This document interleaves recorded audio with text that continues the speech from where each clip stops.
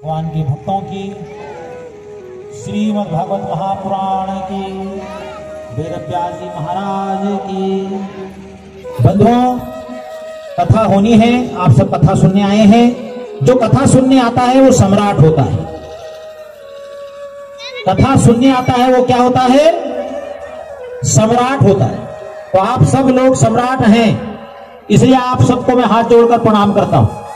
श्री कृष्ण भगवान की महती कृपा आप पर है, इसलिए आप कथा श्रवण कर पा रहे हैं और कथा सुनने की लालसा आपके हृदय में प्रागट्य हुई है। केवल आज गौ माता के संदर्भ में कुछ बातें करते हुए फिर आप सब कथा में प्रवेश करेंगे। 6वें दिन की कथा है। वीर हनुमान जी की जैसी दया कृपा माता खेड़ापति की, गोपाल की, कृष्ण की होगी। आनंदमयी कथा में शास्त्री जी के माध्यम से हम कथा में गोते लगाएंगे। जिस स्थान पर बैठकर हम कथा का पान कर रहे हैं, जिस स्थान पर बैठकर शास्त्री जी कथा का वाचन कर रहे हैं, वो स्थान अपने आप में बड़ा दिव्य है, अनुपम है। और ऐसे दिव्य और अनुपम प्राचीन स्थान को हम सब सम्राटों ने मिलकर छायादार, दिव्यता और आभूषण युक्त बनाना चाहिए, वो आपने बनाया है। खेड़ापति माता की जयकारा करेंगे और एक बार थोड़ा पीछे चलेंगे अपन इतिहास में। माता के पहले खेड़ापति का वर्णन अपन करेंगे। बोलो खेड़ापति वाली माता की। बंधुओं, आज से लगभग 500-600 साल पहले इस देश में सम्राटों की कमी हो गई, कथा सुनने वालों की कमी हो गई, कथा कहने वालों की कमी हो गई, कथा में पालती मारकर बैठने वालों की कमी हो गई। और इसके कारण से हम परकी लोगों के गुलामी की जंजीरों में जकड़े गए। और जिसको भागवत कहती है कि मलेच्छ हमारे ऊपर आक्रमण करेंगे, उन्होंने आक्रमण किया और एक बार सनातन ध्वज लहराते हुए उसके लहराने में और बाधा उत्पन्न करने लगे। तब हमारे सम्राट शिवाजी महाराज के गुरु समर्थ गुरु रामदास जी ने, मैं खड़े होकर ही बोल लूं शास्त्री जी, थोड़ा हो नहीं रहा है, तो वहां गांव-गांव में उन्होंने चलना प्रारंभ किया और खेड़ापति हनुमान और खेड़ापति माता की स्थापना करना चालू की। यह स्थान किसी ने निर्मित नहीं किया। तो आज से 500-600 साल पहले का इतिहास हमें कौन बताए? हमारे गांव का उन उच्च कोटि के महात्मा जिन्होंने श्री राम जय राम विजय महामंत्र 13 करोड़ बार जाप करने के बाद विजयशाली मंत्र की और उन्होंने साधना की थी। फिर हमारे युवाओं को उन्होंने संगठित किया, माता खेड़ापति की साधना की और हर गांव में खेड़ापति माता की स्थापना उन्होंने की। उस समय संसाधन नहीं हुआ करते थे। कृष्ण की कथा में भी संसाधन, रथ होते थे, घोड़े होते थे, लेकिन भगवान कृष्ण ने कहा एक जगह रहकर अपना पूरा जीवन यापन किया। जो अच्छे लोग हैं उनको निकलना चाहिए, गांव-गांव कथा करें। ग्रामे ग्रामे कथा कार्या, ग्रामे ग्रामे कथा शुभा। हर गांव में कथाओं के माध्यम से बंसी फेंको और उठा लो हाथों में तलवार, वो समय अभी प्रकट होने वाला है। भगवान कृष्ण ने भी नंदगांव में अपनी बंसी छोड़कर आ गए थे, कृष्ण की रक्षा के लिए, दुष्टों के समन के लिए। अरे अपनी माता को बिलखते हुए छोड़कर, नंदगांव को छोड़कर मथुरा में आकर राजधानी स्थापित की हमारे योगीराज श्री कृष्ण भगवान। मेरे कन्हैया, मेरे गोपाल कभी एक जगह पर बैठकर घी की रोटी नहीं खाते रहे। हम सम्राट हैं और सम्राट कभी एक स्थान पर बंद कर नहीं रहता। और सम्राट चक्रवर्ती सम्राट की कल्पना की कि सर्वोच्च धर्म की स्थापना हो, इसलिए राजसूय यज्ञ करवाया और युधिष्ठिर से मित्रता की, मथुरा छोड़कर हस्तिनापुर चले गए। बोलो योगीराज श्री कृष्ण भगवान की। गौ की रक्षा का संदेश दे गए।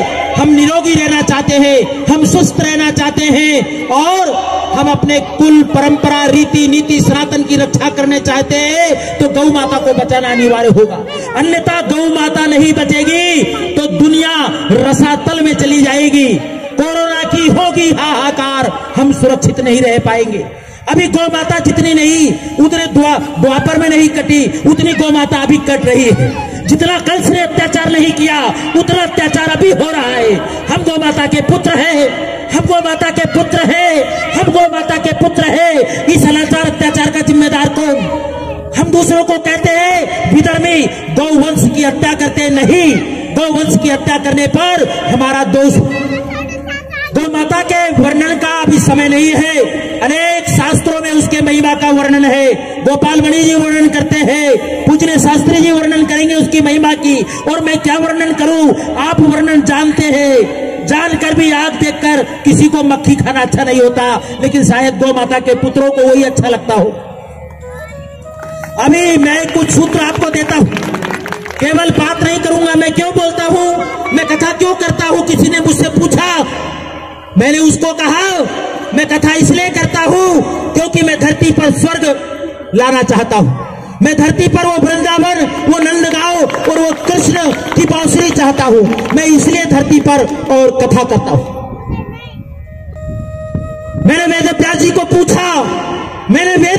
को पूछा कि हम आपके लिखे हुए पुराण पर श्री कृष्ण की वांगमयी मूर्ति भागवत रूप पर कुकू चढ़ाए, रोली चढ़ाए, कुमकुम चढ़ाए, फूल चढ़ाए, और आपने भागवत के पहले पढ़ने को आपने रक्त से रंजित कर दिया। आपने रक्त ही रक्त कर दिया। दुर्योधन की मृत्यु के बाद और उस युद्ध के समापन से कथा को आप प्रारंभ करते हैं। ऐसा आपने क्यों किया? क्या कारण था? मुझे उत्तर मिला। वेद व्यास जी ने कहा, जिस दिन जीवन में महाभारत समाप्त हो जाती है उस दिन में से कृष्ण की भागवत का उदय होता है। जिस दिन से जीवन में महाभारत समाप्त, मुझे सामने का प्लाट नहीं दिया, उनको पीछे का नहीं दिया। अरे हम रामायण पढ़ने वाले, हम कृष्ण की भागवत पढ़ने वाले आपस में कब तक लड़ेंगे? कोई जाति के नाम पर, बिरादरी के नाम पर, ऊंच के नीच के नाम पर। हमने कथा सुनी है, वो मधुमंगल की कली छूटी खाने वाला मेरा कन्हैया क्या कभी किसी जात पात की सेवा पे बंधा होगा? गौओं की सेवा करने वाले मेरे कृष्ण ने हमको संदेश दिया था। मैं आपको केवल दो बातें बोलकर शास्त्री जी की अपनी कथा का रसपान करने आप आए हैं, कथा में गोते लगाइए। लेकिन मैं हृदय की पीड़ा से आपको बताऊं, हम बहुत चूक रहे, और समय का चूका किसान, समय का चूका इंसान और समय का ये चूका डाली का चूका हुआ बंदर, ये दोनों की दुर्दशा होती। हम समय रहते अगर नहीं संभले, मैं ये नहीं कहता कि आप गौ माता की सेवा क्यों नहीं होती, इसलिए नहीं होती क्योंकि वो अर्थ प्रधान है और समाज अर्थ प्रधान हो गया। हमको लगता है पैसे नहीं मिलते, वो बहुत बड़ा विज्ञान है। मैं कभी किसी दिन आपसे चर्चा करूंगा। केवल दो सूत्र आपको देकर अपनी वाणी को विराम देता हूं, क्योंकि गौ माता का विषय आप सबको मालूम भी है, और मैं कभी विषय रखूंगा तो थोड़ा लंबा विषय हो ही जाएगा। लेकिन मैं दो सूत्र देता हूं। हम जीवन में सुख समृद्धि और आए सब चाहते हैं ना?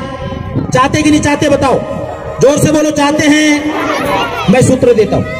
मैं एक शब्द बोलता हूं, उसको आप जोर से मेरे बाद 3-4 बार दोहराना। सब चाहते ना? सबके जेब में हरे हरे नोट हो, चाहते कि नहीं चाहते? तो हम सम्राट हैं, कथा सुनने आए, क्यों नहीं मिलेंगे? तो भगवान की कृपा से गौ माता को चलता फिरता शास्त्र कहते, चिकित्सा शास्त्र कहते, अध्यात्म शास्त्र कहते, हमारा अध्यात्म कहते। वो कैसे? वो एक विज्ञान है, उसको कभी बाद में समझेंगे, लेकिन पहले समझ लो उसका विज्ञान में कभी बताऊंगा। आप भी आय से परिपूर्ण होंगे, समृद्धि आपको होगी। हालांकि समृद्धि से सब कुछ होगा, वो अलग विषय है, नहीं होगा वो बात की बात है कि सुख क्या है, दुख क्या है, एक बड़ा लंबा। लेकिन मैं बताता हूं, मैं एक शब्द बोल रहा हूं, कमर सीधी कर लीजिए। सब सुख चाहते हैं, सब हरे हरे नोट चाहते हैं, उसका विज्ञान में बताऊंगा। ये सूत्र है केवल, जैसे सूत्र गणित बाद में हल करेंगे, बोलेंगे। मैं बोलूं उसके बाद बोलो, गाय गाय गाय गाय गाय गाय गाय गाय गाय, आए आए आए। हाँ, ये सूत्र है। अभी बाद में बताऊंगा कि गोबर कैसे वरदान है माता, गौ माता का गौमूत्र कैसे वरदान है, चलता फिरता कैसे चिकित्सा शास्त्र है, अभी कभी बताएंगे। फिर से बोलो, गाय गाय गाय गाय गाय गाय गाय, आए आए आए आए। हाँ, लेकिन उसके विज्ञान को समझना पड़ेगा, नहीं समझेंगे तो बाय उधार, हमें मतलब नहीं है कौन पानी पिलाएगा, ऐसा नहीं, अभी बाद में बताएंगे। सब जीवन में राम को चाहते हैं, जीवन में सुख चाहते हैं, शांति चाहते हैं, महाभारत समाप्त चाहते हैं। कोर्ट कचहरी अदालतों में भीड़ लगी, उनने कभी सम्राट महाराज अधिराज कृष्ण के सामने दोनों हाथ खड़े नहीं किए। वो तो वहां जाएंगे, हम कथाओं में जाकर महाराज अधिराज महाराज कृष्ण को दोनों हाथ खड़े करके प्रणाम करते हैं, इसलिए उन्होंने हमको सम्राट बनाया है। हम बड़े सम्राट को प्रणाम करते हैं तो हम तो सब छोटे मोटे सम्राट तो बन ही जाएंगे।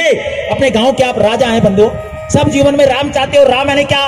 राम यानी सुख शांति समृद्धि, मात्र पिता की सेवा करने वाला, आज्ञाकारी पुत्र, अच्छा पति, अच्छा भाई, अच्छा राजा। तो राम ऐसा है, इसलिए हम राम चाहते हैं। बस बात समाप्त कर रहे हो।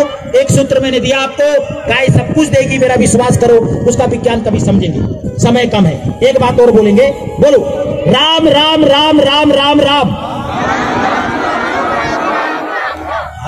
हाँ, सब राम चाहते हैं। अब वापस फिर से बोलो, बोलेंगे ग्राम ग्राम ग्राम ग्राम ग्राम ग्राम। हाँ, ग्राम ग्राम ग्राम ग्राम ग्राम ग्राम यानी राम राम राम राम। हमको गांव को बचाना है। अरे बड़े महानगर शहर में अंकल और आंटी है, कुछ नहीं है वहां, न काका है, न दादा है, न मामी है, न काकी है क्या कोई? हाँ, गांव बचाना। वहां नाली है, उसमें सामने मच्छर है, कुर्सी बैठ के मच्छर मार रहे, वहां कुछ नहीं है भैया। गांव को स्वर्ग बनाओ, यही पानी, यही खेती, यही बाड़ी, बढ़िया खुशहाल बनाओ। खेड़ापति माता की कृपा से होगा। कैसे होगा मैं बाद में बताऊंगा। बोलो श्री रामचंद्र भगवान की, बाल कृष्ण भगवान की, गौ माता की। बोलो ग्राम ग्राम ग्राम ग्राम ग्राम ग्राम। बोलो ग्राम बस्ती की।